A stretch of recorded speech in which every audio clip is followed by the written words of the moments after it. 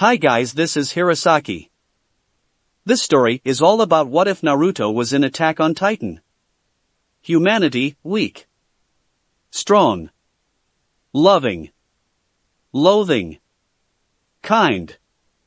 Cruel. Loyal. Disloyal. They can be all these things and more, and yet, in the face of great adversity, when faced with insurmountable odds, they have managed to overcome and triumph time and time again. But even with a newfound ally on their side, do they stand any chance against the Titans? After all, he's only human. Before we start, kindly like and subscribe to this channel and look over the description box for the author of this amazing storyline. Welcome aboard! Chapter 3, Attack and Counter. Nay, Naruto-kun? Hi, Hand-san? Would you transform for me? For the last time. No! He snapped at the brunette that was by all rights, technically his superior. I've had enough poke and prodding for one day, thank you very much. Now let me be. Just once. She continued, all but begging. It's not fair that Levi and Erwin got to see it before me. Yada. Can we please go on ahead now? Kurama begged, his deep voice lanced with a rare touch of fear. I'm not enjoying this. Seriously. Don't you dare leave me alone with her. Sorry boy, you're on your own. Uzumaki Naruto groaned and tried to bury his head further into the folds of his scouting cloak, tried to ignore that familiar voice ringing in his ears. There was only so much fabric, however, and with his height and build he couldn't manage anywhere near as well as he would have liked. Instead, he merely urged his horse on ahead, spurring the animal away from the group. That was the problem with the Scouting Legion, he reflected, the problem of being a part of something again. This wasn't like teaching and training his disciples, though. He'd rather enjoyed spending those 3 years on Mikasa and the others where he could dictate the pace. Here, surrounded by these men and women of equal skill and Titan-killing prowess, the Jinchuriki had to curtail his frustrations, many though they were, and work with them as a team. That was how humanity had survived for the last century, and it was how they intend to continue surviving now. By working together, functioning as one, these seemingly ordinary folks had slain more than a dozen Titans. It was one of the reasons Naruto had first thought to join them in the first place. His skills were better served outside the walls, where he didn't risk hurting or killing his comrades by using his full strength. Besides, it was far more exciting out here. Or so he'd thought. That was before they forced him to learn how to use this blasted maneuver gear. Before they forced him to ride a horse instead of letting him run on his own 2 feet as a true shinobi should. Erwin had assured him the indignation would fade in time, and to the rest of the men, it would make it seem that he was willing to make compromises. Unfortunately, Naruto had never much been one for those. His pride burned for every instant that he was forced to ride this horse, a stubborn mare that simply refused to move at the speed its master wished. It irked him to no end that he couldn't just run on ahead of them on foot and slaughter the enemy.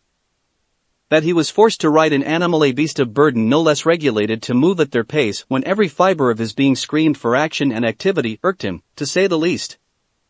As did the fact that he could no longer wander outside the walls at his own discretion. But time and time again he had to remind himself that he needed to conserve his stamina, mighty and everlasting though it might be, and at least keep up the appearances that he was human.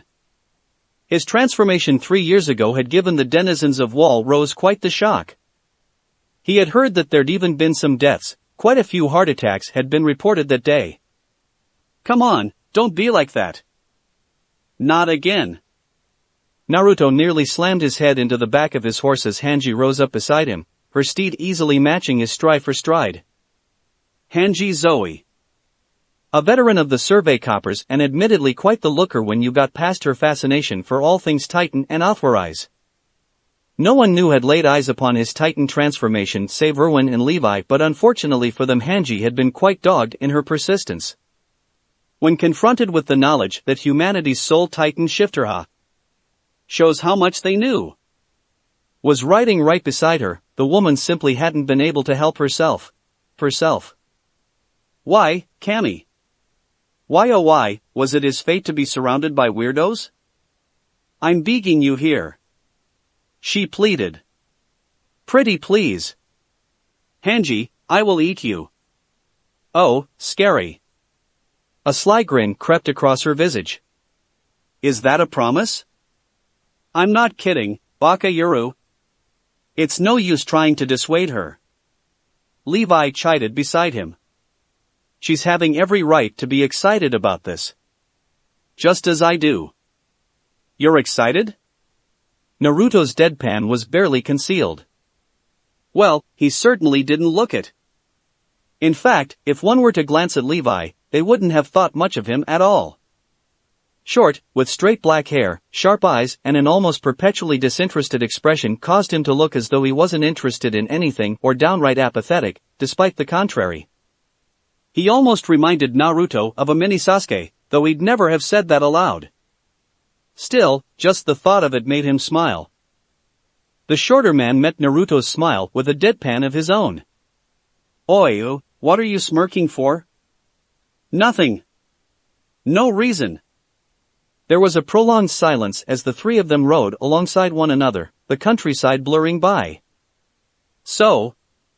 Hanji. Eep. Laughter arose from the rest of the riders, and for a moment the blonde couldn't help but wonder, was all this an act on her part? Was Hanji deliberately messing with him just so he'd show some emotion? To get them to lower their defenses and welcome him as one of their own?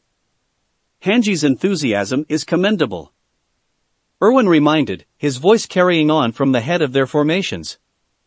Levi and myself aside, we've yet to see what you're capable of firsthand. This is, after all, your first official outing with the Legion. Whereas Levi's appearance contrasted his demeanor, their commander was the exact opposite. Stoic and stern with short-cropped blonde hair and gray eyes, he radiated a no-nonsense aura, one of command and cold logic. Your skills and battle prowess might be the tipping point we need in regaining Wall Maria. If Levi vouches for your skills, then I trust you implicitly. Damn. Naruto and Kurama shared the same thought. The shinobi's grin was positively beatific. He'd known the commander was blunt, but damn. Way to flatter him.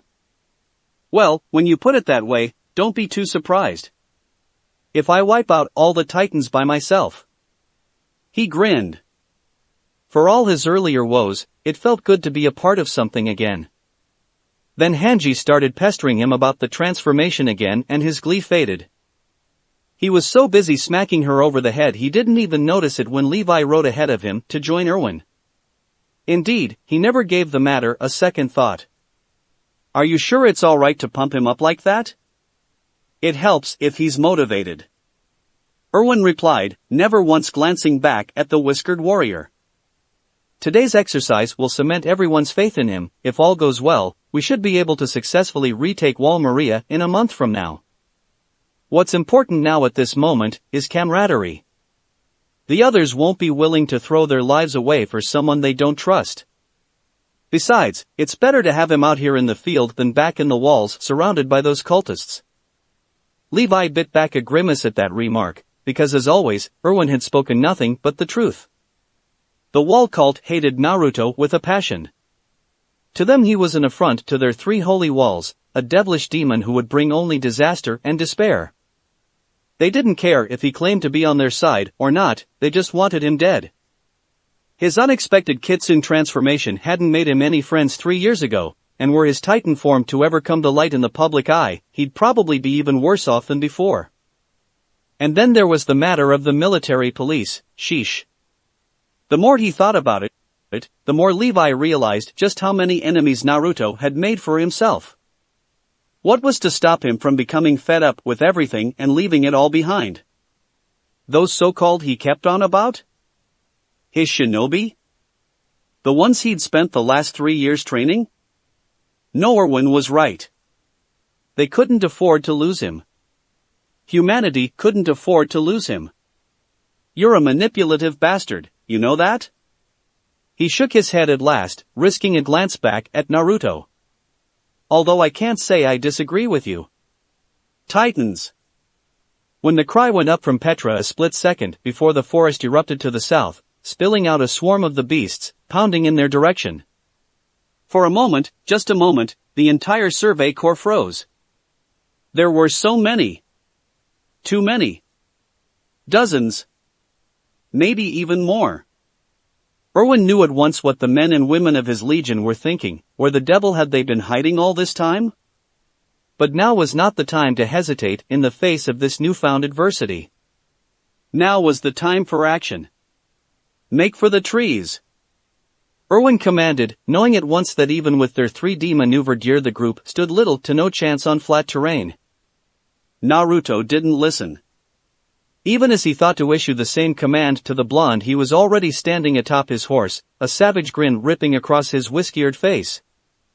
He made no move to make use of his maneuver gear not even when more than half the horde broke off from their pursuit of Levi's group and raced towards him. Something was swirling there in the palm of his hand, something that looked remarkably like a large throwing star of sorts. With that same smile still fixed firmly in place, the blonde cocked his arm back as though he'd been preparing to throw it all alone. Erwin, Levi, and the rest of the recon corps had just enough time to realize what the blonde intended before he flung it forward. It split the air in twine as it rocketed forward, taking the heads of several titans before imploding and incapacitating dozens more. Naruto leapt after it on foot, surging forward with a speed Erwin was hard-pressed to believe. So, this was why he'd wanted to run. He was far faster than their horses. But why was he charging directly at the titans? He must have had some plan, else he wouldn't have. All units, halt! Erwin ordered, realizing exactly what the blonde intended, what he was about to unleash. Even from here, he could see Naruto thrusting a thumb within his mouth. Within seconds, he'd doubtlessly bite on that digit, and when he did... Here it comes! Hanji's squeal overrode his thoughts. An errant glance confirmed the woman was wide-eyed and grinning, practically drooling at the thought of what was to come. The transformation. Seconds later, the clearing erupted in a thunderbolt. Bolts of golden and crimson light lanced through the clearing in a blinding brilliance that left everyone reeling, flinging their arms before their faces to ward against it this sudden explosion of otherworldly power. All that remained of Naruto was a smoking crater, obscured by a burning haze of steam. There he goes again. Levi murmured, spurring his steed to a halt beside Erwin's. Did he have to transform already? Would you rather he turn into that giant fox and risk crushing us all underfoot? Erwin arched an eyebrow. TCH. His second-in-command scoffed, but said no more. It was true that his kitsune form was far more efficient, but if they went anywhere near the conflict then they risked being trod to pieces. For a moment, nothing happened. Nothing stirred in that pit of sizzling steam. Nothing moved. Hanji leaned forward eagerly against her saddle, her gaze greedily devouring the distance between her and the crater and the monstrosity that was bound to emerge from within. She could barely contain her anticipation. The moment Naruto would emerge. Would it be a 7-meter titan? Maybe a 15-meter? Would it resemble Naruto at all? Or would it deform even his most masculine features? Oh, she couldn't wait. When was he going to? Ruwuhua warg. As if to defy her every expectation, a massive titan towering 20 meters tall, easily the size of a large building, came bounding out of the smoke, roaring its head off. Its legs lopped forward in long, earth-consuming strides, carrying it towards its downed fellows at an almost ruthless pace. Hanji's jaw nearly fell clear off her face. Sue. Here she goes again. Gunther groaned, bracing himself for the outburst that was slowly building inside their Buntechu. Sugoi.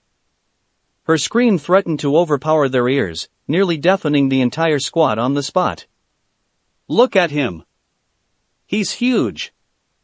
Massive. Big. Indeed. Although he'd seen this behemoth once before, Erwin's eyes still bucked at the sight of it. Its body was entirely unlike any titan he'd ever seen, and he had seen many in his time.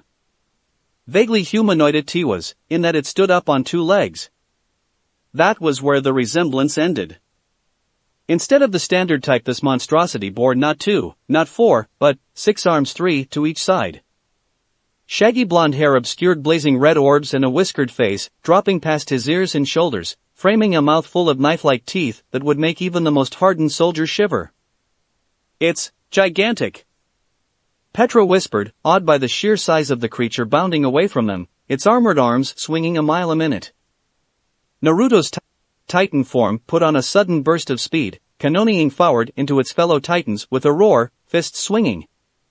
Caught unawares, they never stood a chance. 6 arms lashed onto arm and limb and all manner of bodily parts, tearing them free in great gouts of gore. All those hands did was destroy, grabbing and tearing and pulling and wrenching with terrible speed and precision. It was as if they had become blades, 6 separate swords that sliced and slashed and severed whatever they touched. Naruto felt them crunch beneath those mighty fists like beetles popping under a boot. Their bodies broke like shells and the softness within was ground to gory smears on the ground below. And, throughout it all, not a single drop of blood spattered upon him. Any moisture that dared near this gleaming demon of death simply evaporated on the spot. He was death incarnate, come to wreak havoc and destruction, come to destroy the fools that dared stand against him, come to deliver his own brutal brand of justice. Even the largest of Titans didn't stand a chance against him, he simply overpowered them. The steam poured from his every orifice, it sang power and hatred and strength. This is death, this is retribution, and I love it. Don't lose yourself. Kurama cautioned. Relax. Naruto replied as he effortlessly crushed a Titan's skull with one hand and bit the head of another. I've had all of 3 years to master this form. It's like a second skin to me now. Although I still prefer our Biju form. Still, there was a certain exhilaration to be found, fighting in this body. 3 years ago, he'd loathed it. He couldn't use any of his ninjutsu or senjutsu in this form and was limited to use his armored arms and strength to eradicating the enemy. His anger had come from his inexperience in this form.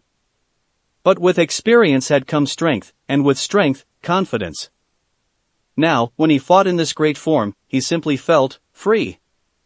He wondered if Annie felt the same.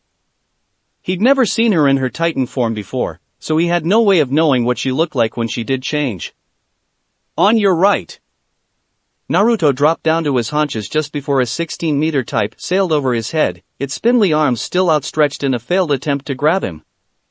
An errant thought caused the extra arms mounted atop his shoulders to twist around backwards, rising to greet this new threat. They grabbed hold of either end of the Titan and pulled, tearing it asunder like so much tissue paper.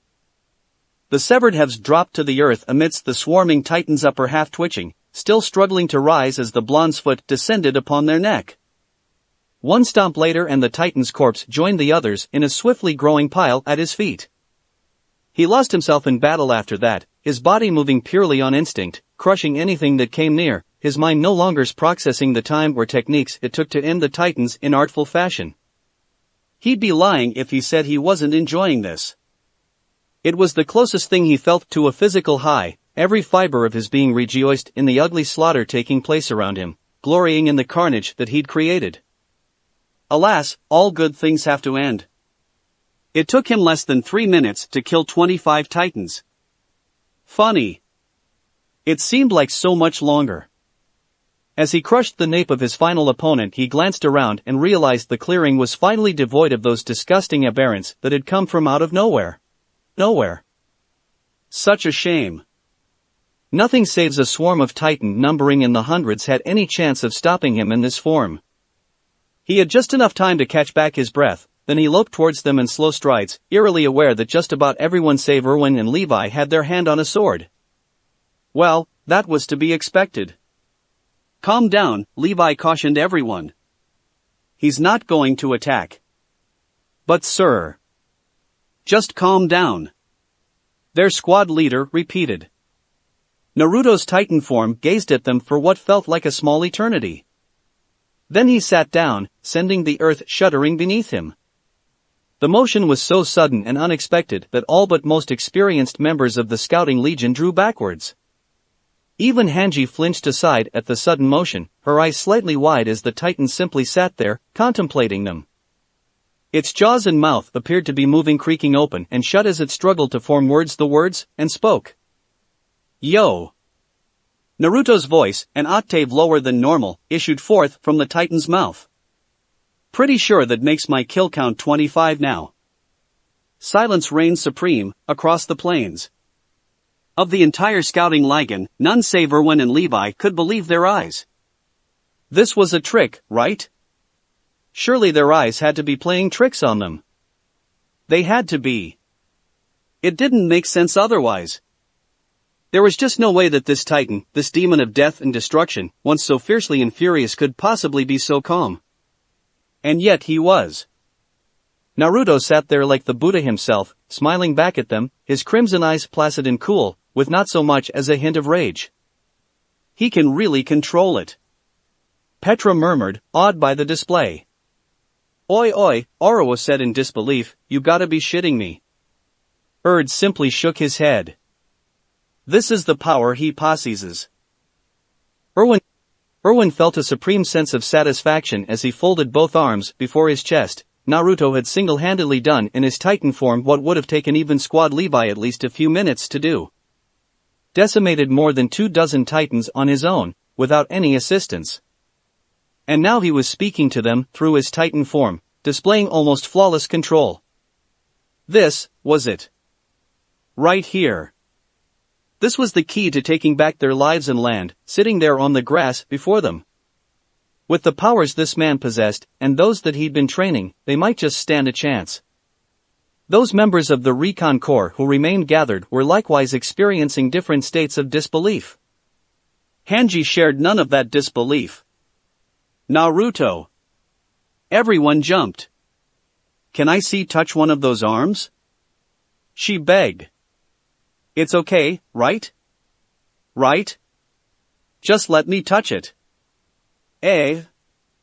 Naruto looked to Erwin for confirmation, the latter merely shrugged. Ah, what the hell? Go ahead. Yada.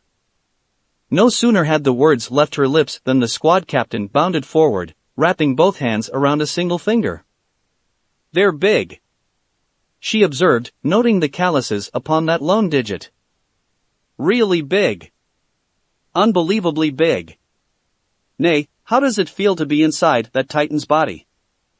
Does it feel hot? Are you burning up right now? I really want to know. This bitch is crazy. Kurama hissed inside Naruto's mind. Remind me never to come out when she's around. Is the mighty Kurama afraid of a single human? Yes. Very much so. Naruto laughed at that and his Titan form laughed with him. Nah, he chortled softly, flexing his fingers. It doesn't burn. Feels kinda cold, actually. Can you pick me up? Naruto's facepalm sent the earth shaking. Are you fucking crazy? You'd better do it, Levi sighed. She'll never stop pestering you otherwise. The things I do for women. Slowly, gingerly, Naruto opened one of his many hands and waited for the squad leader to crawl into it. Then, when he was certain that she was secure, he slowly began to raise his palm. Even to his large ears, Hanji's squeal was practically deafening. Aha!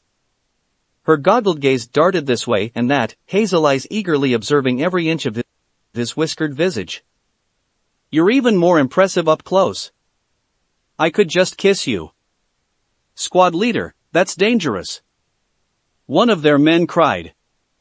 He might eat you. Don't tempt me. Naruto growled softly, but his words lacked rancor. Oh, I would never. Hanji practically purred, reaching up to rub at his giant cheek. You might act gruff all the time, but you're really a big softed. Gay. She didn't know it, but she'd hit the nail on the head there. He really wasn't trying to distance himself from others, Naruto really didn't. He simply didn't want to risk harming anyone with these incredible powers of his. There was a reason for all these weights and limiters he made himself wear now. Without them, he ran the risk of truly hurting someone with something so casual as a slap on the back. You've seriously got a thing for Titans, doncha? He drawled back. Yup. Hanji's smile practically outshone the sun. Deep within the Titan, Naruto actually flushed. Alright, playtime's over. Somebody wanna get me outta here before Miss Mad Scientist tries to dissect me, or something? He grunted in baritone, one of his 6 arms rising to indicate the plated fold in his neck, the remaining 5 twitching slightly from the odd motion. I try it on my own, but it's a bitch and takes 5 minutes to do by myself. I'll help. Petra volunteered before Hanji could, snaring his shoulder with a wire and whisking herself up to meet him. She felt she owed him that much for doubting the boy's skill. Be careful, Petra. Oro warned as she neared the blonde's hulking form. We don't know if he's serious or not. Police. Came Naruto's booming reply. As if I'd heard a lady. Petra sincerely hoped that was true, that this wasn't all just some act to get them to lower their guard so he could slaughter them. It would be child's play for him to reach up and crush her right now, out here, in open air, with nothing to hook her maneuver gear into. She was easy prey. Gingerly she clambered onto the rock-hard muscle of his shoulder, steadying herself with both arms. His Titan form really was absolutely massive this close. She felt like a speck of dust compared to him. I'm in the neck. He grunted as she ascended. Careful not to break your blades, there's some armor up here. Some armor was an understatement. The back of his neck was protected by thick plating. Nothing short of a Titan's tooth could hope to shatter it directly. No wonder Naruto couldn't emerge on his own. But if one were to place their blade into the grooves between the flesh and bone. Unthinking, Petra sank her blade into the flesh of his neck and began to pry at it. Only to be stopped seconds later by a furious hiss. Phew-uck. A pained growl came from beneath the wall of thick flesh. That was my arm. Sorry. Just be glad I can regenerate. I've almost got it, Petra replied, splitting the groove with her blade, forcing it upwards with all of her strength. And I'm out. Naruto burst out of the back of the neck in a burst of gore, his body still steaming from the motion. Finally. I was starting to suffocate, in there. Unfortunately, he'd made one miscalculation. So had Petra. She hadn't expected him to emerge that swiftly once she'd cut him free, and he hadn't expected her to still be standing there. The result? Collision. They fell from the Titan's shoulder in a tangle of arms and legs, much to the amusement and disbelief of the Survey Corps, crashing to the ground in pained heap. Well, this isn't awkward at all. Naruto observed as she lay atop him. We barely know each other, Petra. Petra jerked back as if she'd been burned. Nay, her face was flushing 6 different shades of scarlet. WWW, what are you saying, Naruto Dano? You're the impressionable sort, it seems. Kaya. Everyone laughed at her reaction, not to slap the blonde silly, but to leap off him and bolt in the opposite direction. Even from. Oi. That was way too fast. Hanji complained, squiriming about as the Titan's body began to dissolve, its owner picking himself up off the floor and walking away. I wanted to do some more tests. Use the bones or something. Naruto snapped back. I don't care what you. That was when he felt it, a light tingle, as though a thought somewhere in the back of his mind were pulling at him, tugging for his attention. Naruto slowed, taking his thumb out of his mouth. He turned, facing back in the direction from whence they'd first come, features pinched in concentration as he tried to sense what it was that had called to him. It was a Hiraishin kunai. He'd managed to craft nearly 24 of them during his short-lived time here, 7 of which he'd given away, 1 for each of his disciples. Those 7 were his finest made, he could use them to traverse miles in an instant. All he had to do was open the link in his mind in an eye blink and he'd be transported to that kunai's rough location. But why was he being called now? He'd given them explicit instructions not to call upon him unless they were in dire straits or if the walls were ever breached. Oh, son of a bitch. Naruto must have cursed aloud because in the next instant everyone was looking at him. What's wrong, Naruto? Erwin readied the anxiety on his face like a book. The walls.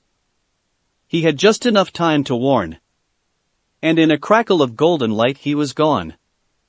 Meanwhile, in Wall Rose, death had finally come for Mina Carolina.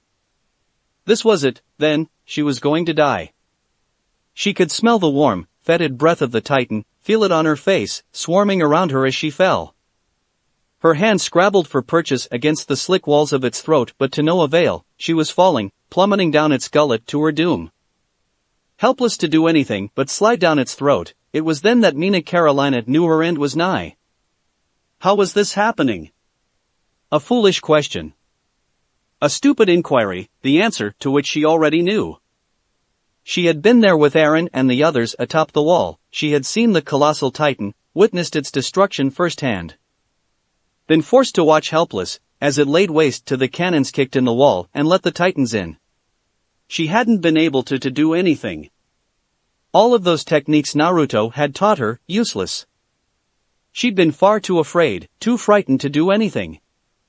It had been 3 years since she'd trained, nearly 5 in total since the great catastrophe of Wall Maria. And now it was happening all over again. After that abnormal had eaten Thomas, everyone had just panicked. The Titan had snapped her wire, sending her body hurtling into the side of a building. Dazed, she had tried to draw the kunai Naruto had given her, but she'd lost it somewhere during the chaos, her fingers only just brushing its hilt. At this moment Mina wished for more than anything to see her sensei again. But Naruto wasn't here. His duties with the Scouting Legion had practically removed him from her life in the last month. More and more he was becoming feared by the populace for his strange techniques, and even stranger transformations. If he didn't have the support of someone in the monarchy, he'd probably be dead already by now. Or worse, thrust back outside, left to fend for himself. That was why I wanted to join the Legion. Not that it mattered anymore. They were all going to die, and so was she. Naruto's training had been for naught. No one could save her now.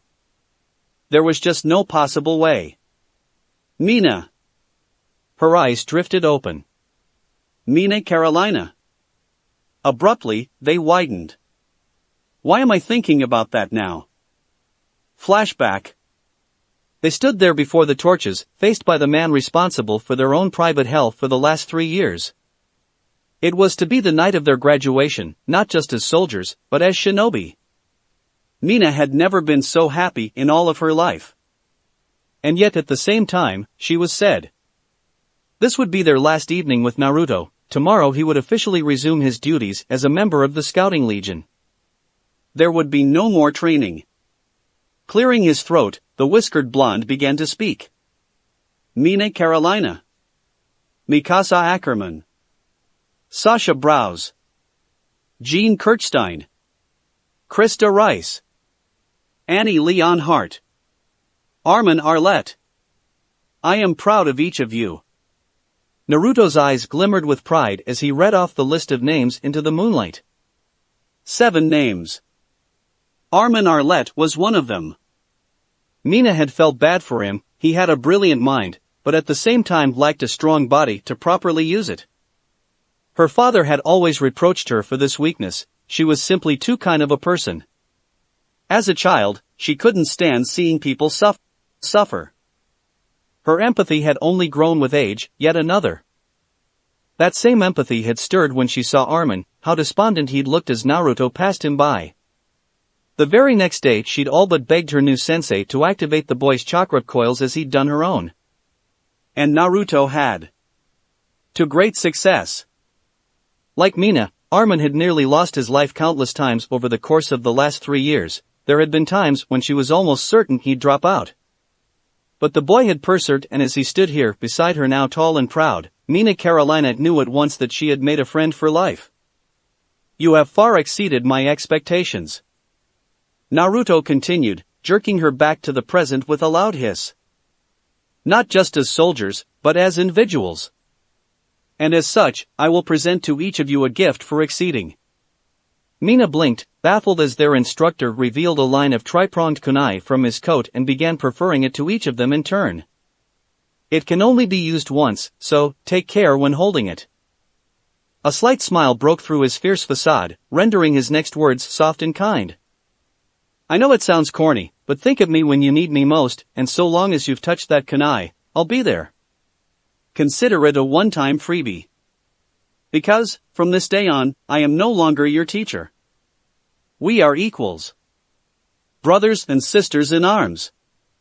From this day forth. Just like that, he raised his voice again, his shout carrying over the 7 cadets. The 7 of you are shinobi. End flashback. That's right. Mina thought to herself as she slid still further down the Titan's throat. I'm not just a soldier. I'm not just a shinobi either. I'm Naruto's disciple. And, I'm not going to die here. Her hands and feet stabbed into the lining of the Titan's throat, no longer seeking a handhold. Mina simply thrusts out her arms and legs and released all of her chakra in one monumental burst. Raw power bled from her broken fingertips and booted, grinding her rapid fall to a sudden halt, buying her precious time. Her mind raced for an answer, a million different thoughts racing through her head. Naruto had taught her a handful of his jutsu, her affinity being that of water, but she needed both hands for those, and was hardly adept in either of them. This far back the beast couldn't grab her, but it was taking all of her chakra just to remain rooted in place. And already she could feel her strength sapping, slipping. No! She hissed as she began to slide, slipping 1 inch, then another down its throat. Mina had just begun to scream, to damn herself for her powerlessness, when she heard it, a familiar roar peaking in her ears. Gradually it dissolved from a meaningless animal bleat to sound, someone screaming out at her, swearing a blue streak, spitting curse after endless curse. And over those curses, she heard a single familiar phrase being repeated over and over and over. No ya fucking didn't. Her would-be killer must have heard it too, because the Titan blinked once, its massive head turning a fraction of an inch, prolonging her life for just a sliver of a second. That was all it took.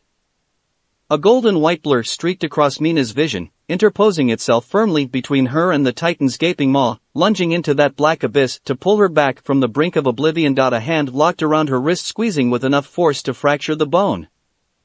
Mina found herself staring up at a familiar whiskered face and blazing blue eyes, the words drying up in her throat as she recognized that shock of blonde hair and the unmistakable scent of warm bread. This was Aura. His hand shot forth like a pulley even as Titan's teeth snapped shut around them. Blood spurted into the air. But it wasn't Mina's blood. It was his. Her savior stood firm and strong, one hand propping open the Kaijin's mouth even as a booted foot arrested its lower jaw from moving any further. Try as it might, the giant couldn't get its mouth to shut, its tongue wriggled restlessly as the man held its mouth open. A strong arm folded itself around Mina's waist and drew her up out of the dark, hauling her to safety. She could only gasp as they flung her out of the beast's mouth and into open air. Her back greeted the outer wall with a dull thud. See, he began slowly, this is why I hate you Titans. You're ugly. Stupid. Cruel. Brutish.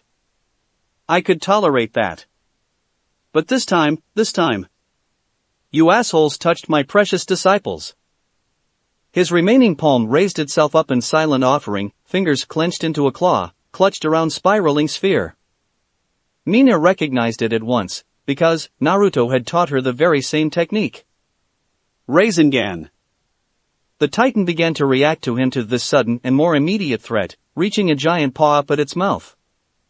Too little too late, Mina realized. Naruto struck forward with all his might, obliterating the Titan's hand with a single swing of the arm before bringing his arm back up towards its head. That was when its mouth snapped shut on him. Mina's last sight was that of her sensei's startled expression before the beast swallowed with a great gulp, sending the blonde plummeting down its gullet. No. Mina sat there on her knees, unable to believe her eyes. Naruto was gone. He'd leapt straight into the monster's maw to save her, and now he was gone. Damned to death. No. And she had been the one responsible for it. No. Something snapped, deep inside of her. In that instant, Mina Carolina forgot all about what she'd been taught by Naruto. All those jutsu tactics and training were thrown to the wayside. There was only a burning red haze and a desire for vengeance. Vengeance. She'd idolized Naruto, seen him as a true soldier, and now he was gone. I never told him how I felt.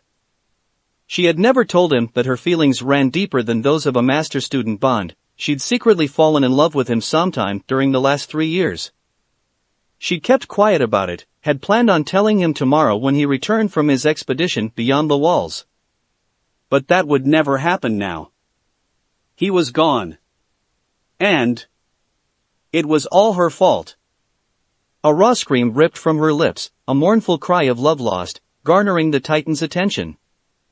It reached for her with its remaining hand and her sword lashed out like lightning, its narrow edge carving a canyon in the beast's palm, severing its index fingers and thumb. She darted past it, hurtling between its legs and out the other side. It bent down to look at her between those legs, and that was when Mina saw it. An opening. Her body was in the air almost before she realized it, her maneuver gear carrying her unfalteringly toward its neck, her blade swinging down upon its lone vulnerable area in a vicious and violent arc. Mina screamed at the Titan as she struck, expelling all her pent-up feelings in one monumental burst of energy. Die, you bastard! Her sword cut deep and true, almost slicing the neck off in its entirety. Blood spattered across her face, but she couldn't have cared less. This was it.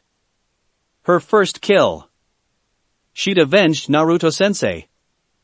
The Titan stood there for a long moment, eyes wide and disbelieving, as though it couldn't believe that it had actually been slain by a rookie like her. And then it began to fall, pitching backwards to land on its back. Mina dropped down after it, her dark eyes leering angrily at the Titan's still form, fighting back furious tears.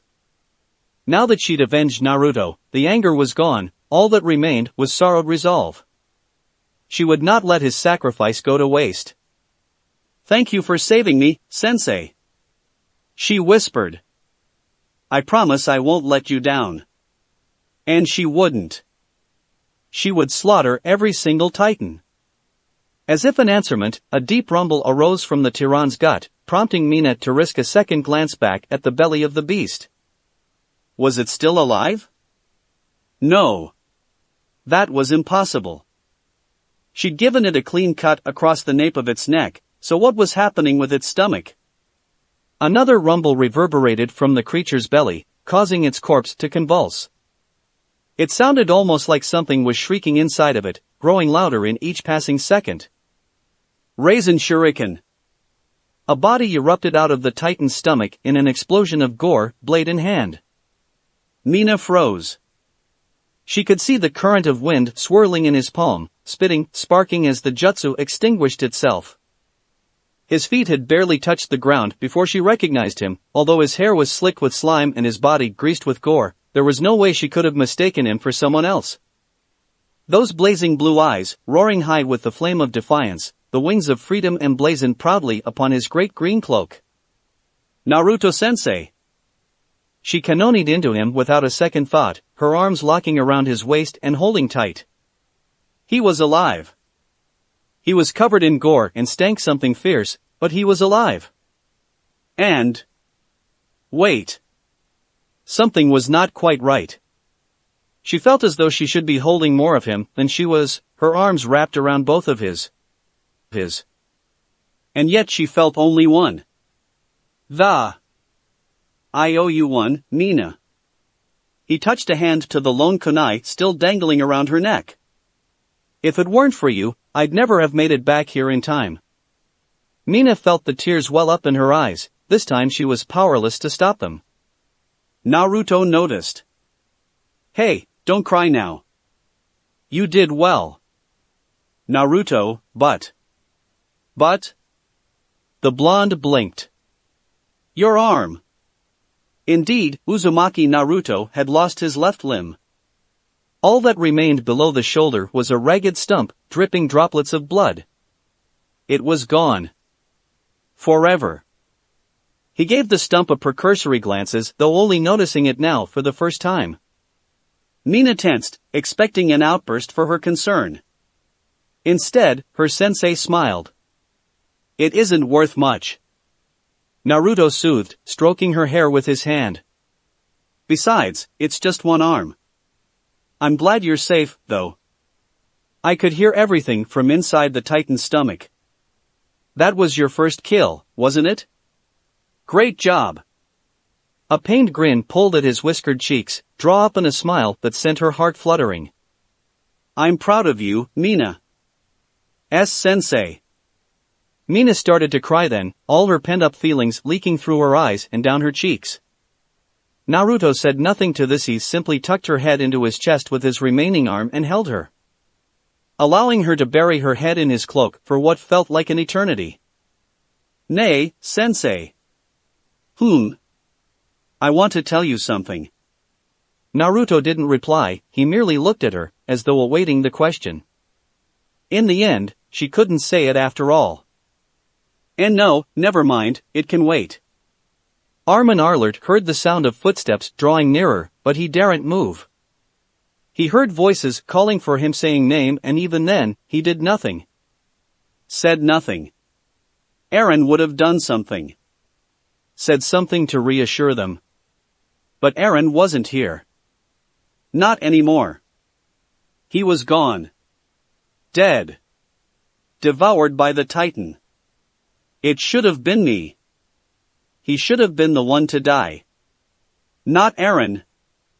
A useless burden like him could do anything, and he had just gotten all of his friends killed. Min. I'm worthless, I want to die. Armin. Eventually he became aware of movement on his right, in his parafiels. That someone was shaking him now, their hands wrapping around his shoulders. Armin. Snap out of it. Gradually his vision resolved into blurs, then shadows, then finally a figure. He caught sight of a familiar button nose set in a pale face and dark, empathetic eyes, her visage framed by dark ebony tresses. At first Armin thought it was Mikasa. But no, Mikasa didn't have long hair anymore. This one did. She was shaking him roughly now, pleading for an answer. Mina? He almost didn't recognize her with her hair down. Wait. Mina never ever wore her hair down. He must be dreaming then. This was all a dream. That must be it. Armin. Slap. A painful open hand smack across his face rocked him back to painful reality. He blinked back the stinging tears, his vision finally resolving into a meaningful image. He found himself staring back at a bedraggled face, a body that looked as though it had just taken a bath in gore and blood. But even so, despite her disparaged state, he didn't fail to recognize her. Mina Carolina. Mina, you're alive? But he'd seen her get eaten. His friend opened her mouth to reply, but someone else beat her to it. Of course, she is. Armin stiffened at the sound of a familiarly gruff voice. And so are you, lad. Did you really think I would let any harm come to my precious disciples?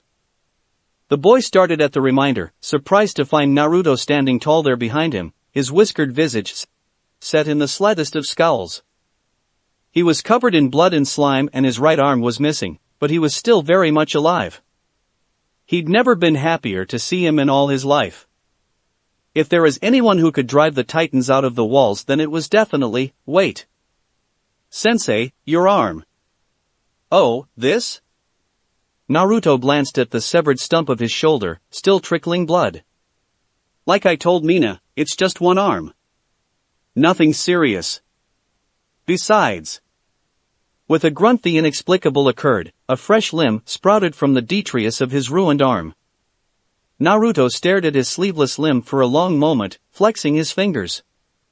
Armin didn't even bother to question it, neither did Mina.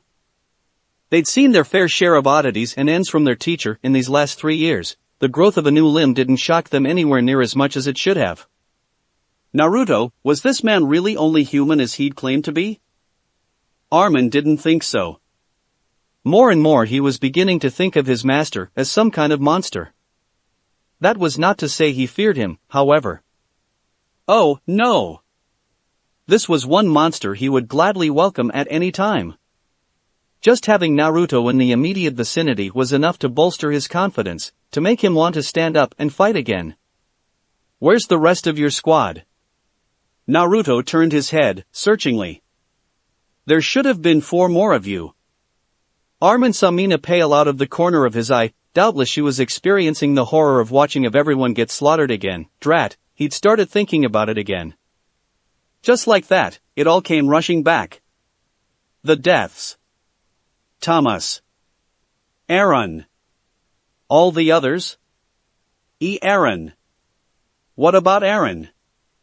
Naruto frowned. Has that crazy bastard killed any titans yet?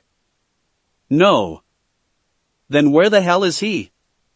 His sensei demanded. Out with it, boy. He was eaten, sir. Eaten?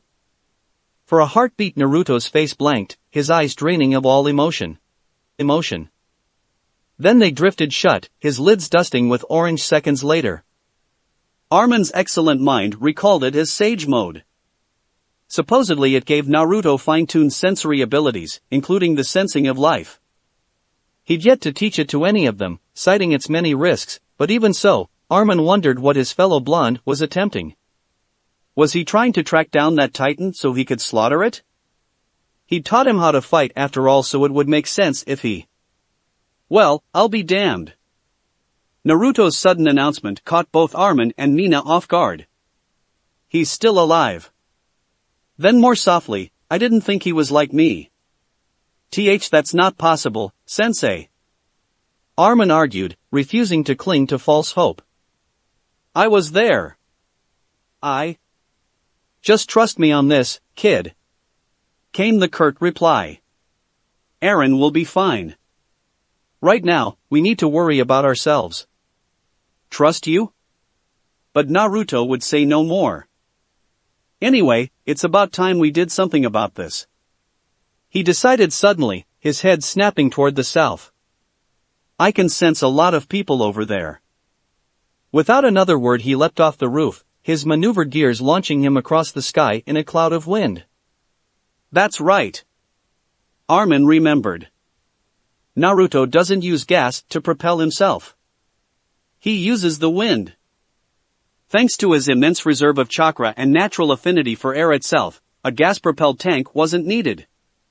So long as he had wires, he could traverse the city without fear of running out of fuel. If anything, it made him even deadly than he 3 years before when he was without the 3D maneuver gear. Then when one recalled his abilities as a master shinobi with almost limitless jutsu and no need to worry about a limited blade supply. He really is built for killing titans.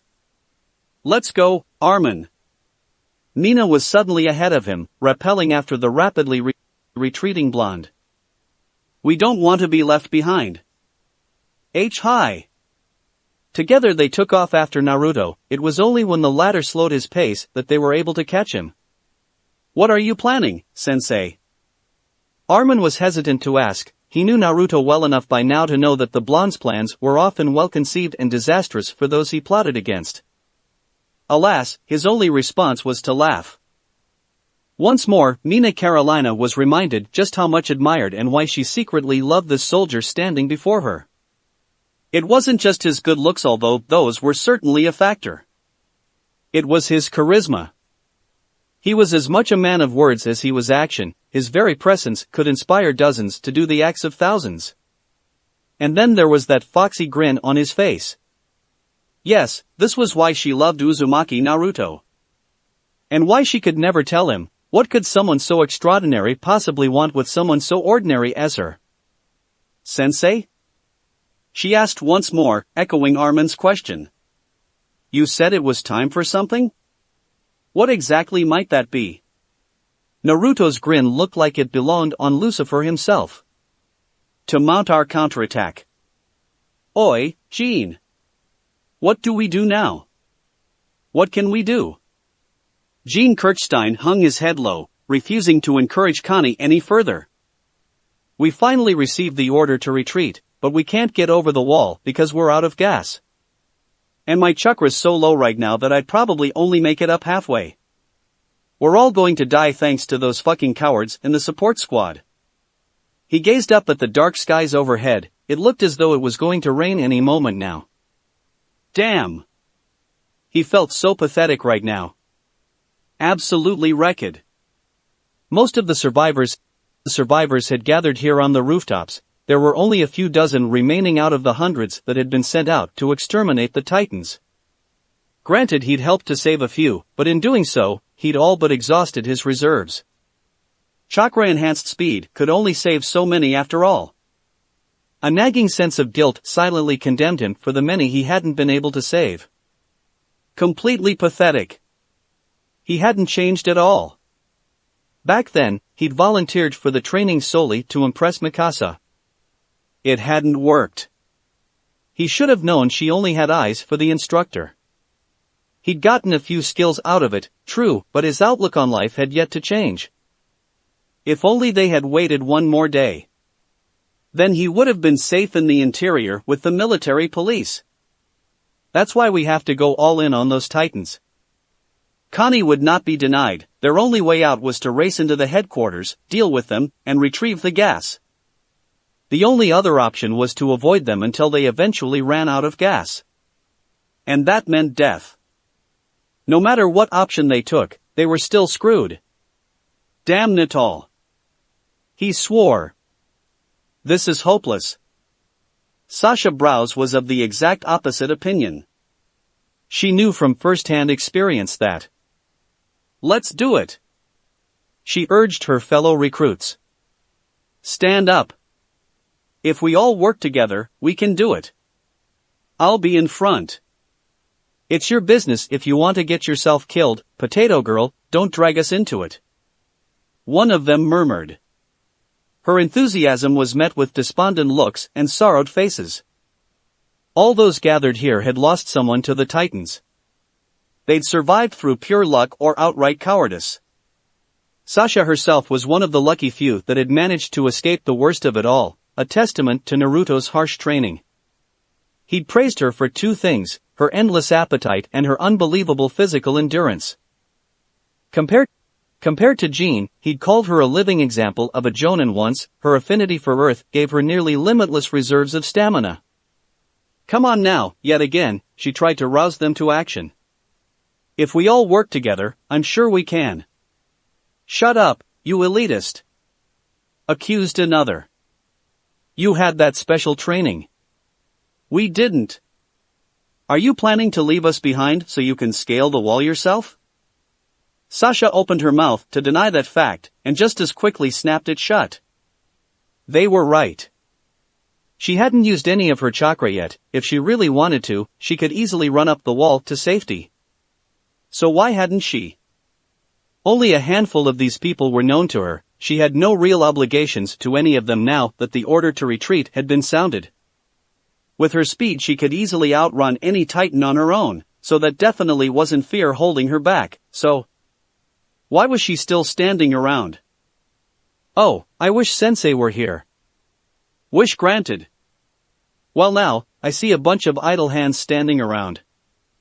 Heads snapped up like puppets severed from their strings, spooked by the sound of that authoritative voice. Sasha and Jean simultaneously stiffened, because they knew that voice. Its owner had made these last 3 years of their lives absolute hell. They stood straight and erect as Uzumaki Naruto dropped down from the skies with a snarl, his boots biting into the rooftop tiles with a harsh crunch. Armin and Mina landed behind him seconds later, their faces carefully blank. Sasha had to forcibly restrain herself from running to him. Naruto radiated confidence on an almost primal level. Now that he was here to take command, the burden of having their lives wouldn't fall on her. What the hell are you doing, Jean? He growled, advancing on his student. I taught you better than this. But nothing was what he'd expected to hear. Instead, his mentor simply glowered at him for a long moment. Then he sighed. You did well to survive, Naruto said at last, knocking his disciple once upon the noggin. Rest easy. I'll take things from here. Without another word he moved on past him to speak with Annie, then the others. Sasha almost couldn't believe it. He'd completely ignored her. Sasha. Hi. She stiffened in expectation, but it was not Naruto who had called out her name, it was Mikasa. She'd just enough time to see the raven-haired girl descend from a rooftop, nearly crashing into her in her haste to land safely before she found herself accosted by her fell trainee. Have you seen Eren's unit? She asked. No, Sasha shook her head, but Naruto-sensei's over there with Armanen. Mikasa shot past her like an arrow loosed from a bow. Mina. She finished in disbelief. Geez, she's quick. Naruto. The blonde turned, not at all alarmed to find his most talented student approaching him at a run.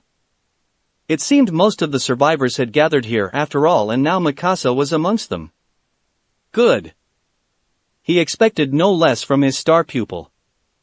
What he wasn't expecting was for her to grab his hand. Beside him, Mina bristled. I thought you were outside the walls. Surprise, surprise. The blonde held up Mina's spent Hirashi kunai from the necklace around her neck. You can thank her that I'm here at all. I managed to warn the Legion, so they should be here before nightfall. She really saved your skins. Mina flushed, her indignation momentarily forgotten in the wake of this unexpected praise. It was nothing, sensei.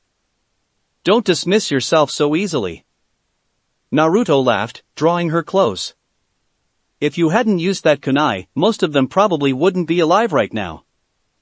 Armin, have you seen Eren? Mikasa chose that moment to ask the one question no one wanted to hear.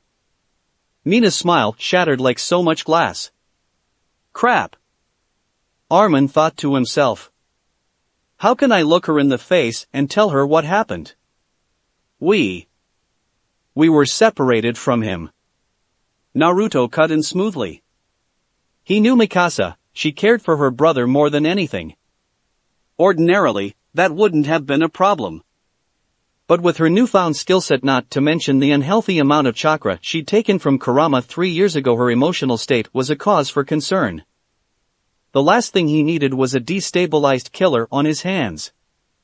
He didn't have the time or the energy to suppress her if she went on a rampage now, and with Kurama's chakra trapped in her coils, that was a very distinct possibility. He's alive. Naruto reassured her. I know it.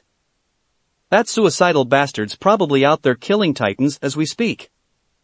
Mikasa looked as though she wanted to say more, but she chose to accept his words.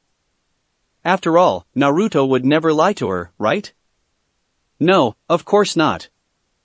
She was so caught up in her thoughts that she almost missed the blonde's relieved sigh. Why had he done that? When he placed his hand upon her shoulder, however, all her worries and concerns simply ceased to be. It was like flicking a switch. Trust me on this, all right? He said softly. As soon as we wipe out the titans at the supply depot, I'll help you look for him. Understood? Hi, sensei. Crisis averted. Damn, I woulda liked to see her go crazy.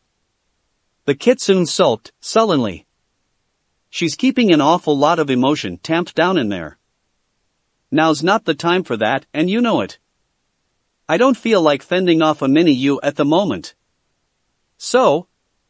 His partner challenged.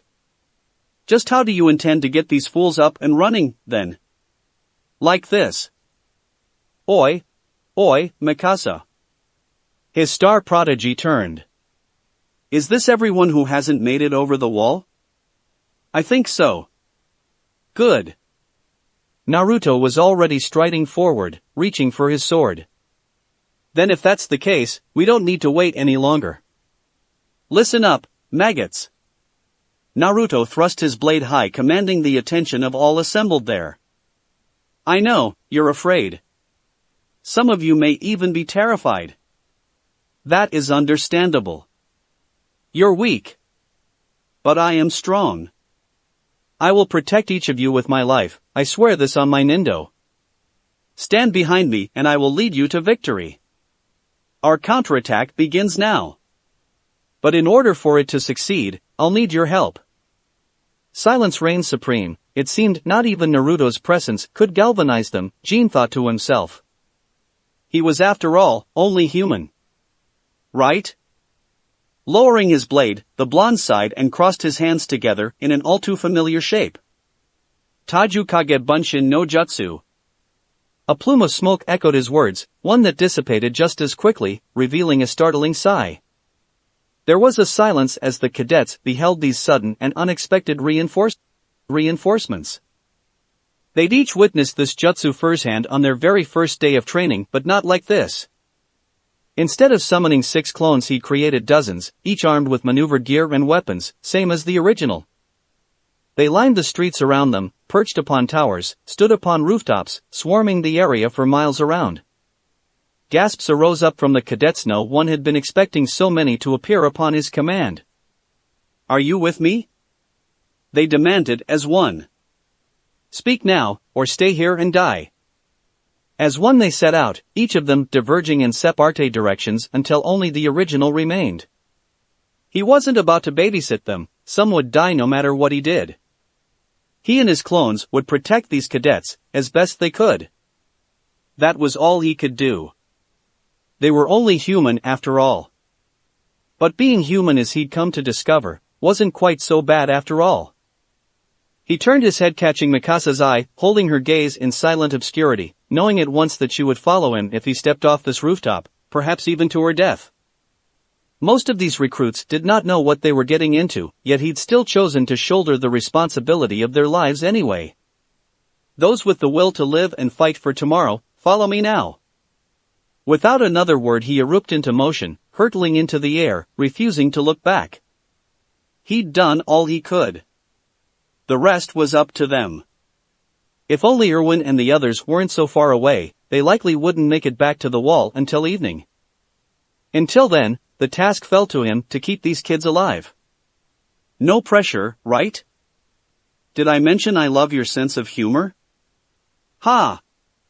It wasn't long before they caught movement in their paraphiles. Evidently his words had an effect after all.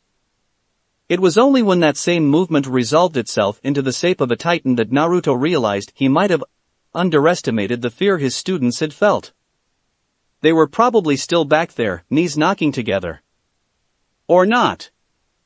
Laughter leapt from his lips as the titan died behind him, all without so much as raising a finger in his direction. He didn't have to look back to know who had slain it. A puff of gas resounded in his ears, followed by a shock of familiar blonde hair, and then she was there, gliding next to him as though she'd always been there. Idiot! Annie mumbled as she came to drift beside him, her cold crystal eyes boring into his. Was that honestly supposed to inspire us back there? You're here now, aren't you? TCH. She turned aside, trying to escape his gaze. It's just because I want to be the one to kill you. Hi, whatever helps you sleep at night. Naruto replied as their gear carried them around a corner. So, what got you moving? You can thank that ace student of yours. His fellow blonde grumbled. She got everyone moving. I'm just the first to catch up to you. Oh. Flashback. It was like flicking a switch, Annie realized. Murmurs of confusion warped into whispers of approval from those remaining. Everyone was suddenly glancing this way and that, all too aware that their best chance of survival had just flown on ahead of them. With Naruto and his clones gone, what chance did they stand against the Titans? You're either incompetent or spineless cowards. Mikasa snapped, diving after him almost immediately. Within seconds she was little more than a speck on the horizon, a trail of gas, the only sign that she'd ever been there at all. Armin sniffed and scrubbed at his face with the back of a hand. Seconds later, he too was sailing through the air after her. Not one to be outdone by her fellow students, Mina was swift to join them. Annie just begun to move herself when Jean sighed somewhere beside her. She could read his face like an open book. Anger, frustration at his own powerlessness. Any minute now and he'd say something. Oi! Were we trained to let our comrades fight alone?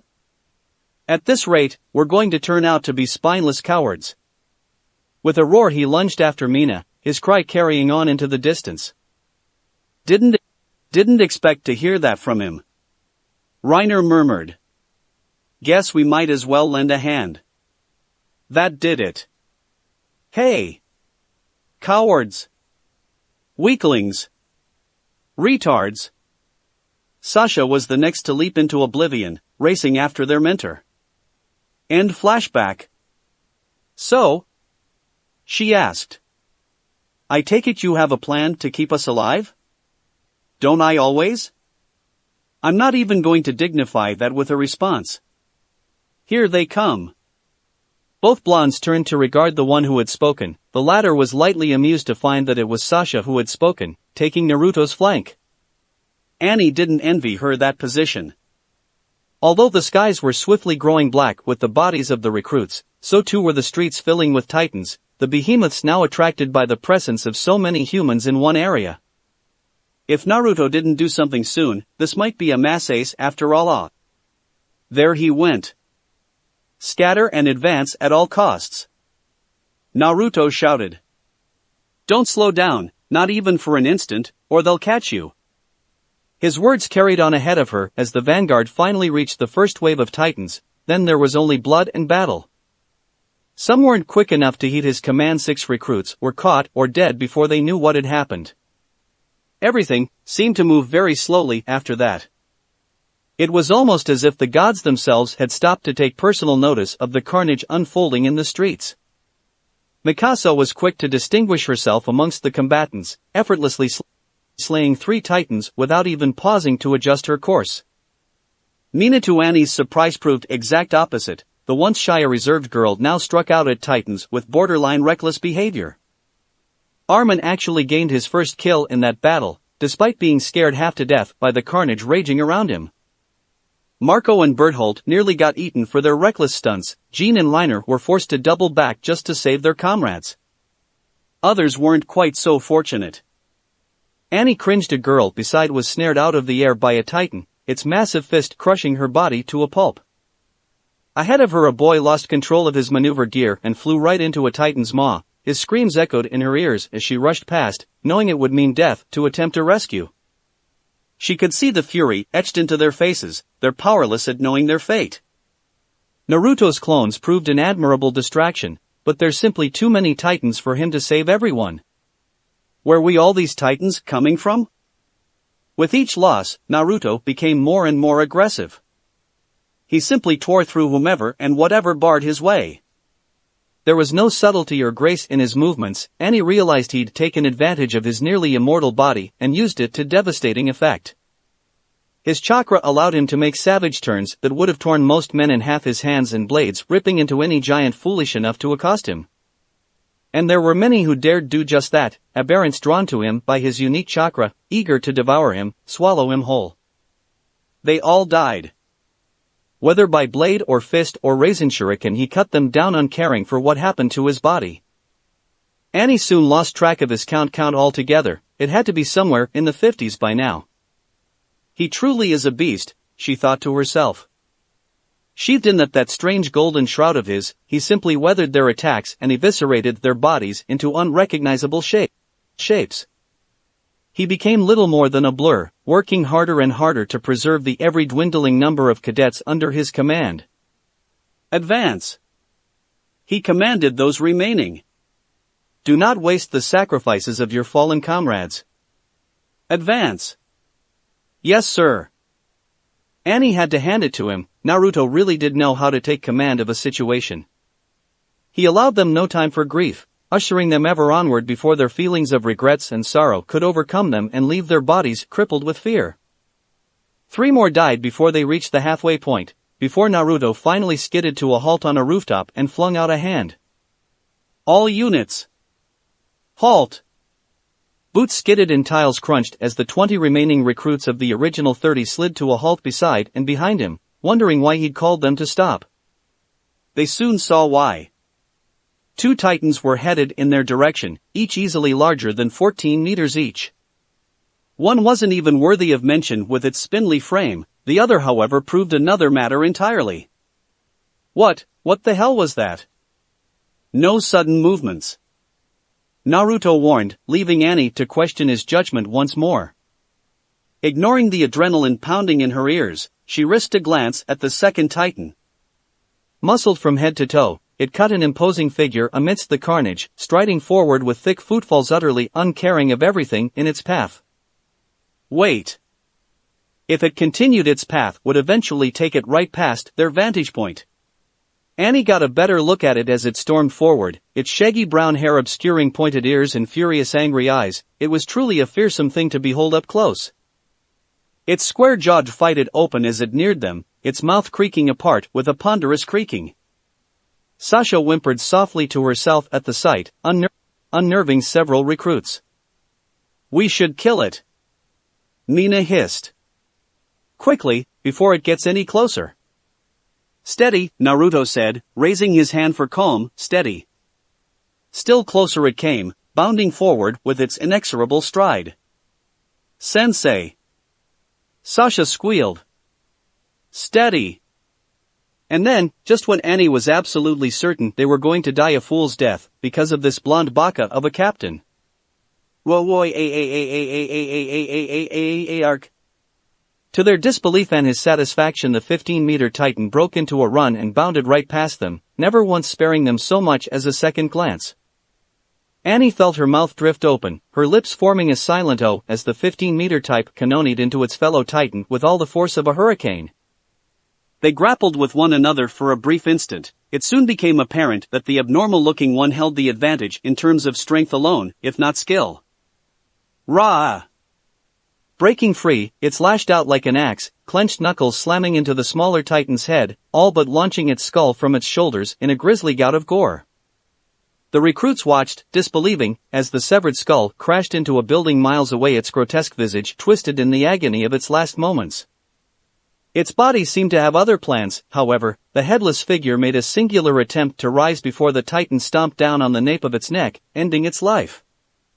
"What the hell?" Jean hissed angrily.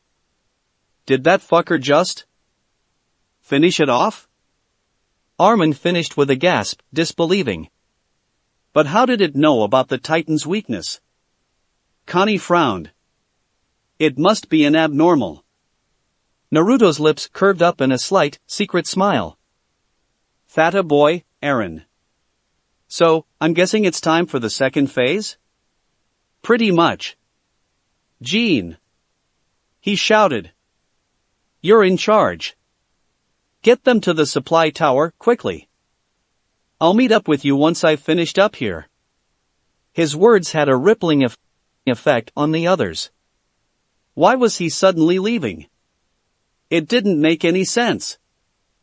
None at all. Was he abandoning them?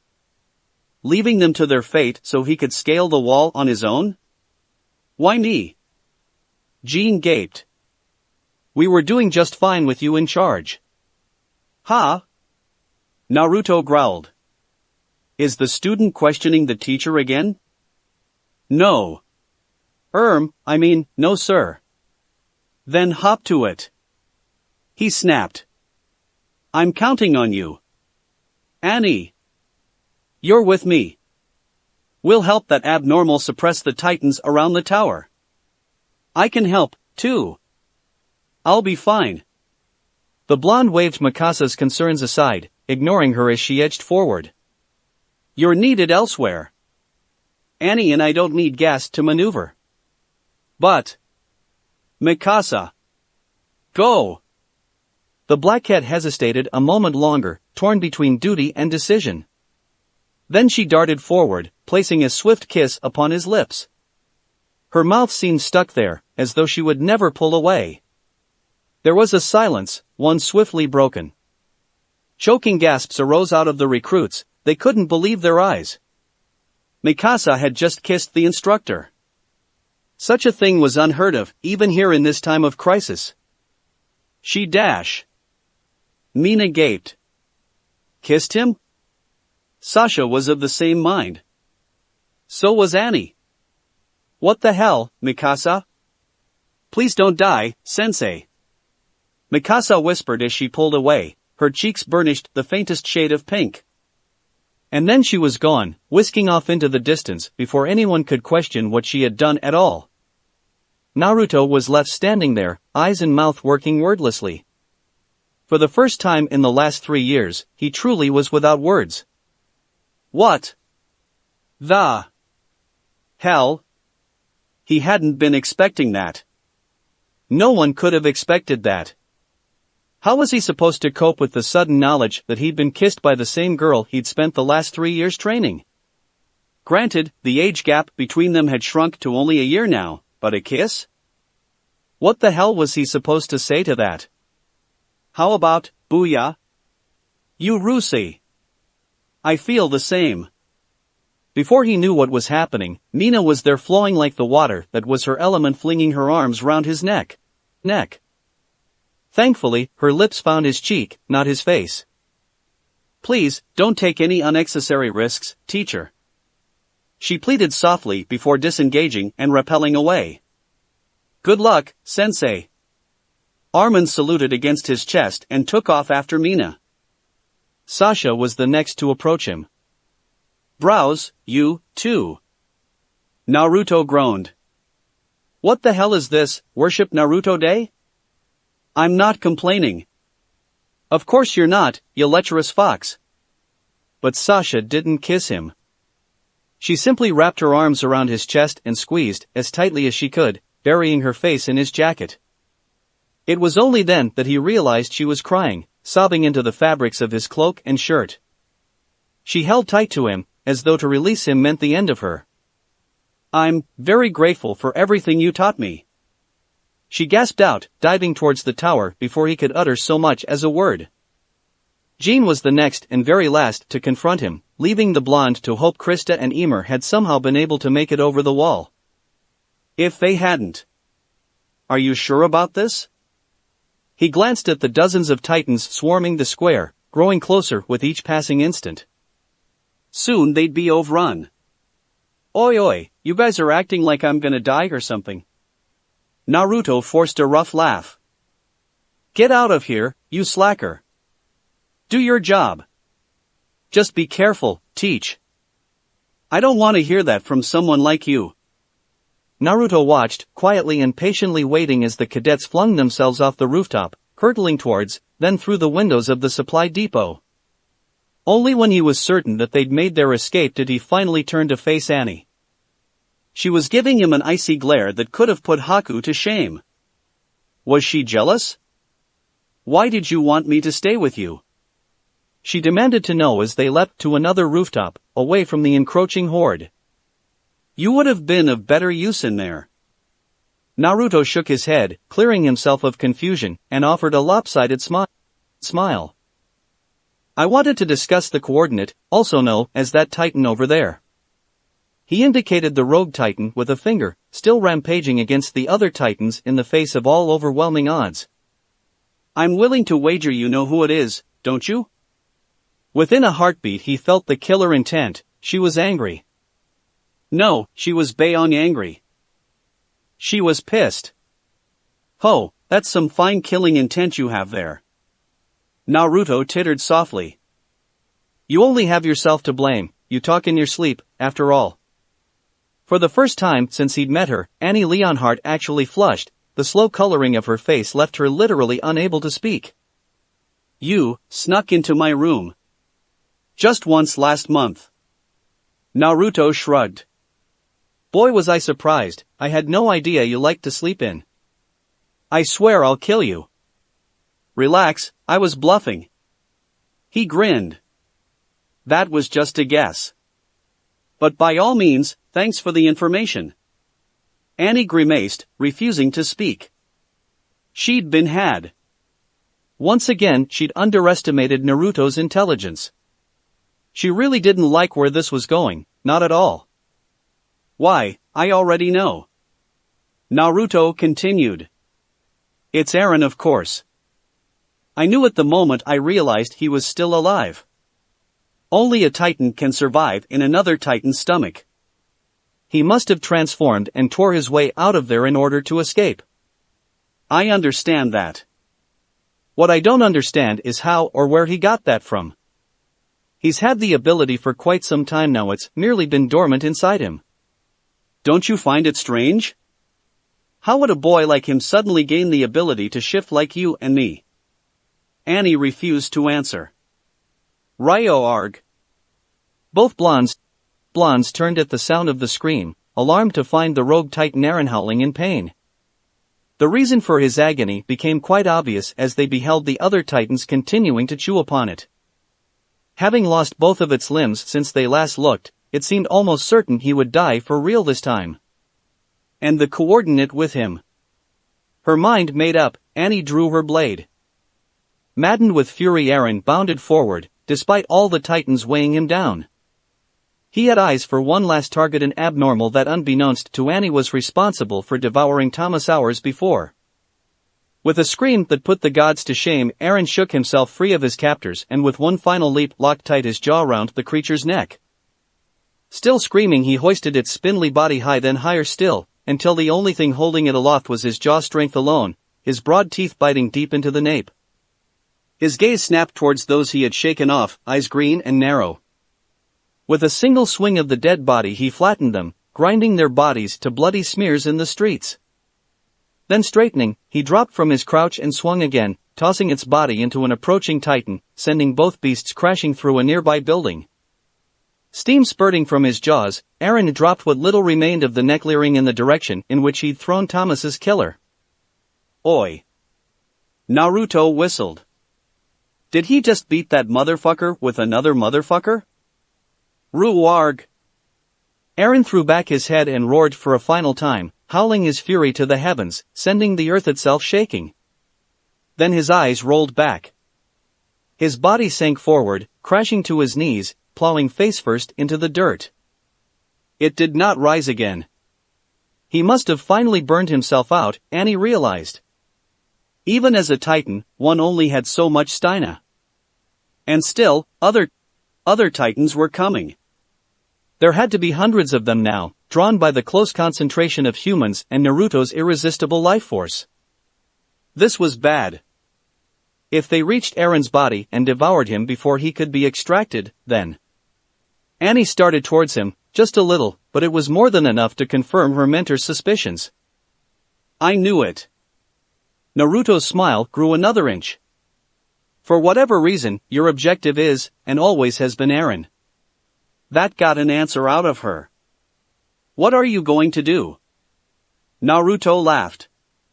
What do you think I'm gonna do? Annie didn't have a chance to answer, because at that very instant, a giant hand closed around her mentor. It came from out of nowhere, lunging across the rooftops to grab him, its massive fingers squeezing down in the blink of an eye, binding both arms to his sides. Everything happened so swiftly, even as Annie reached for her blade her mentor was hoisted high off the ground and brought towards the creature's mouth. Blue eyes widened hopelessly, powerlessly as its jaws creaked open wide. Sunuva! Naruto didn't hesitate either, he bit down on his lower lip, drawing blood even as the Titan began to stuff him into his maw. Bakram! At this distance Annie was nearly blown back off her feet by the transformation. The wind threatened to pick her up and launch her into the air.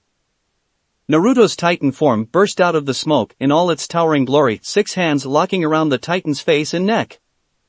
Cruel crimson eyes leered down at the beast that had tried and failed to devour him, his fanged maw curved back in a warped facade of a smile as he gazed upon his prey.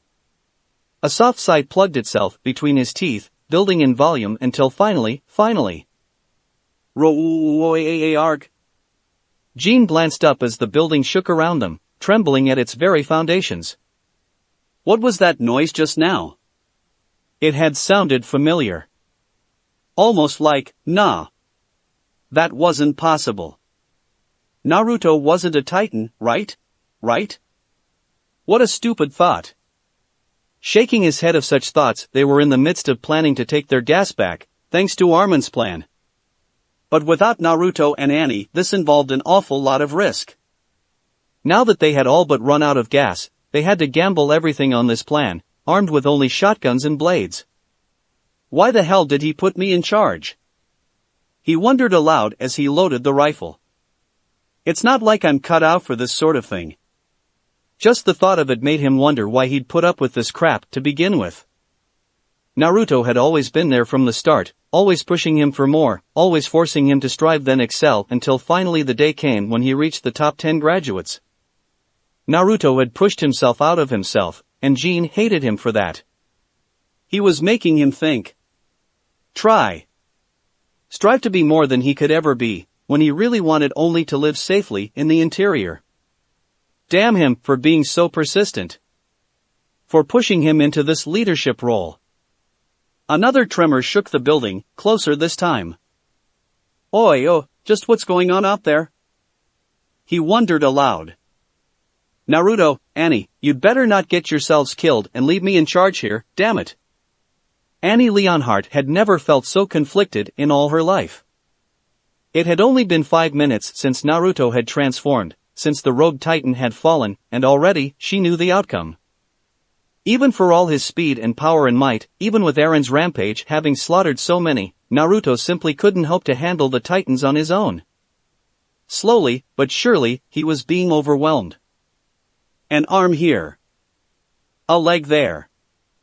It didn't matter how swiftly he regenerated, or that he was easily the largest titan for miles around. There were dozens of them and only one of him.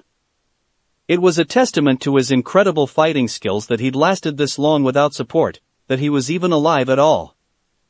But Annie could see the end in sight now. He was finished, he just didn't know it yet. Naruto couldn't do both. He couldn't defend the building, himself, and Eren's prone titan form. Not at the same time, even with all those arms. If he only had to worry about himself, then maybe he'd be alright. But with so many lives at stake, and so much to protect, he was hard-pressed to meet the task.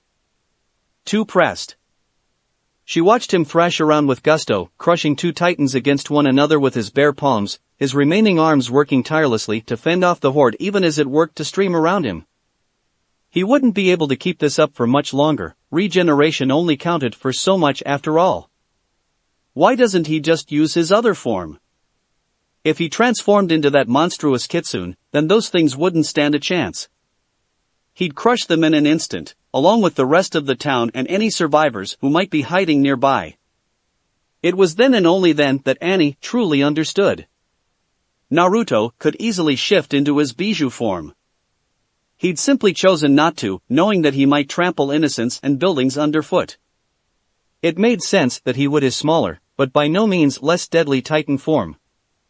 The same form that was slowly getting ripped to pieces by those titans. You idiot. Annie knew she should hate him for what he'd done to her. This boy had nearly made Titan feed out of her 3 years before. Since then, he'd kept a close eye on her at all times, despite bringing her up, despite all but entrusting her with his most powerful techniques. And yet, there had been times when he was kind. Caring, even. He was a ruthless teacher but also a goofball, a hopeless klutz when it came to using the 3D maneuver gear, his skills so poor that she'd actually had to teach him how to use it while he was teaching her. It was almost laughable. No, it was laughable. Yes, she hated him. Loathed him. Abhorred his very existence. But she hated even more to see him die, to watch a good man die when he didn't have to. It no longer mattered if he possessed the coordinate or not now anymore, she'd already made up her mind. She didn't want him to die. And she knew what she had to do. Annie tugged at her collar and wrapped her lower face in cloth, hoping it might better serve to hide her identity. Without looking back, she loped into an alleyway, ducking into the first door available. Silently praying for his safety, she set about wrapping her face with strips of cloth, completely obscuring her visage. Even then she could still hear his struggle raging outside the battle he was bound to lose if someone didn't do something to help him. She could be that someone. She could do something.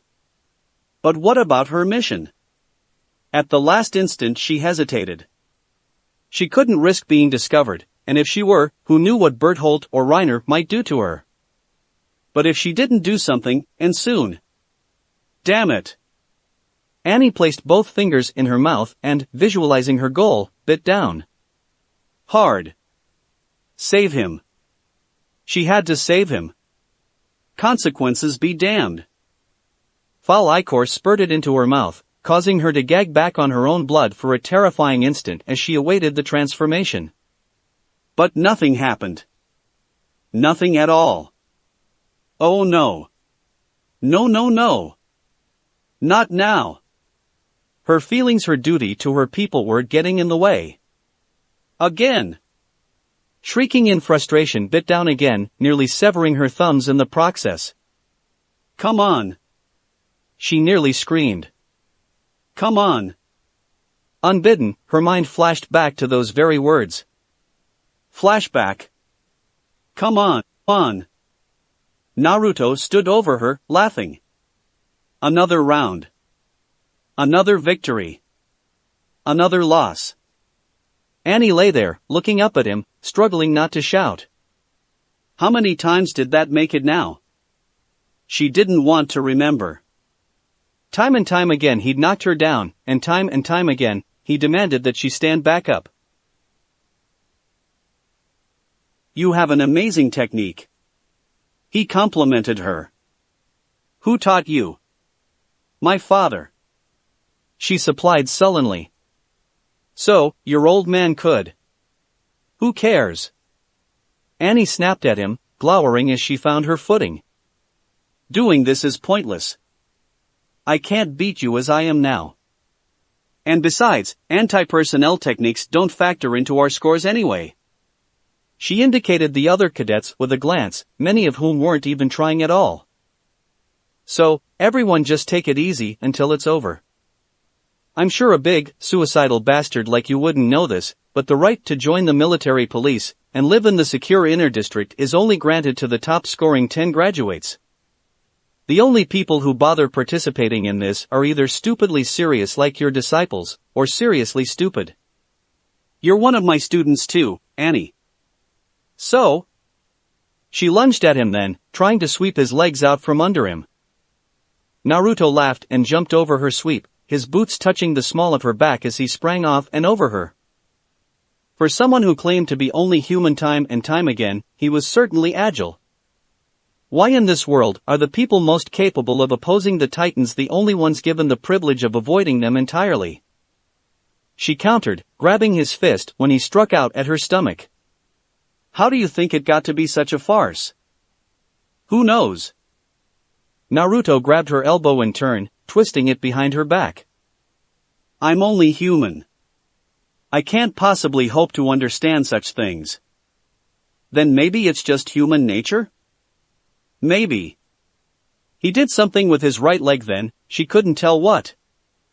Whatever he'd done, their spar ended the same as it always did, with her on the ground and him standing over her. Annie closed her eyes and sighed, her gaze drifting up into the cloudy afternoon sky. Another loss. She'd spared with Naruto a grand total of 50 times now, and never once had she come close to victory. It was humiliating. How could someone be so skilled in combat as to just brush her aside like that? Point is, I can't know, I won't even pretend to be stupid enough to play soldier in this insane world. Never. Because of your mission? Naruto knew better than to mention the truth of what she was not with so many witnesses present. She wasn't quite as paranoid about it as she'd been 3 years before, but it still rankled her for him to discuss it so openly. Yeah. She retaliated. Like I said. Never. So stop trying to be nice to me. A hand thrust itself before her vision. Never say never, Annie. Sking softly to herself, she accepted his hand. End flashback. Naruto. Bakram. The building erupted around her as her titan form grew around her, sheathing her body in layers of superheated bone and muscle. Annie didn't wait for her new body to finish forming, nor did she stop to ponder on this sudden cause for her clarity. She was already bounding forward, into the rubble, smashing through buildings in a haste to get to her fellow blonde. She clenched her knuckles and willed them to harden, a flesh and bone fist becoming hard and stiff as she raced to greet the enemy. The first titan to meet her fist didn't know what had hit it.